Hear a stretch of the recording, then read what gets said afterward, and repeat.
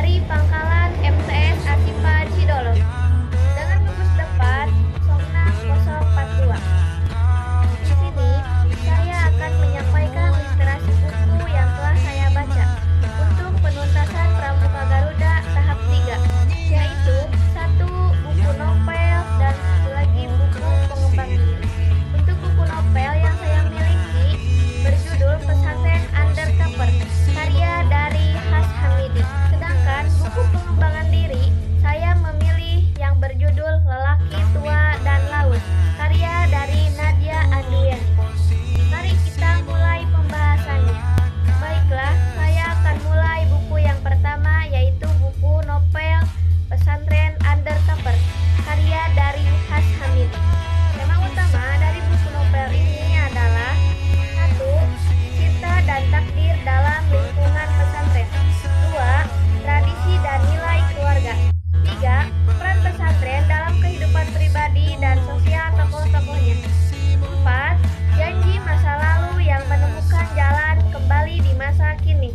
Novel ini berlatar di pesantren An-Nur Al-Aswangi, sebuah pesantren tradisional yang sudah berkembang dan adaptif di perubahan zaman.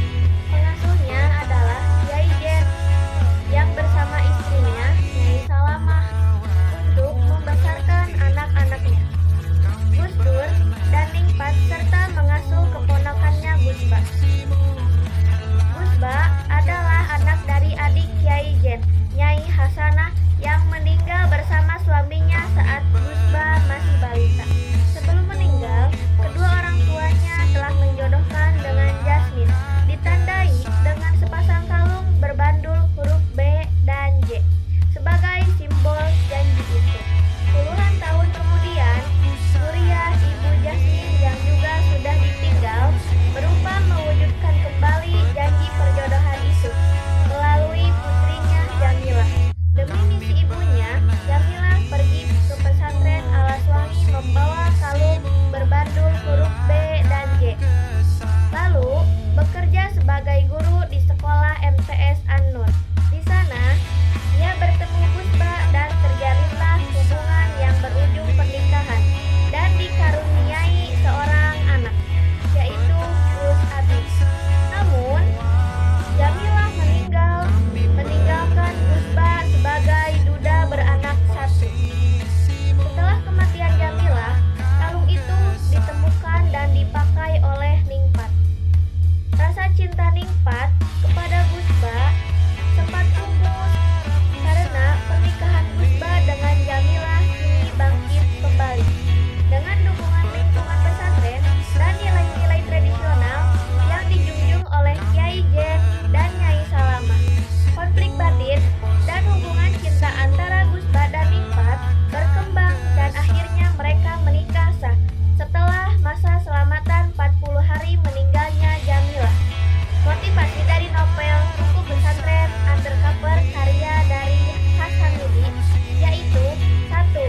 Takdir dan kesabaran akan menemukan jalannya sendiri. 2. Cinta sejati tidak selalu berjalan dengan lurus, tetapi tetap bernilai jika dijaga dengan cara yang benar. 3. Pentingnya menghormati janji dan amanah masa lalu. 4. Pesantren sebagai tempat pembentukan karakter, bukan hanya pendidikan agama. Yang terakhir, 5. Keteguhan iman membantu seseorang bangkit dari kehilangan.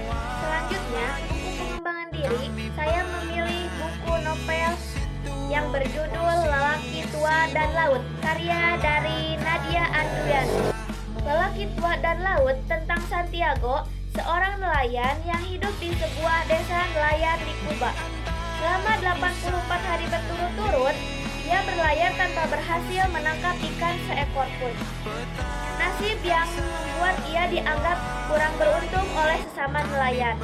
Manolin, seorang anak laki-laki yang sudah menjadi teman dan muridnya, sangat menyayangi Santiago. Namun karena dianggap sial, orang tua Manolin menyuruhnya ikut melaut dengan nelayan lainnya.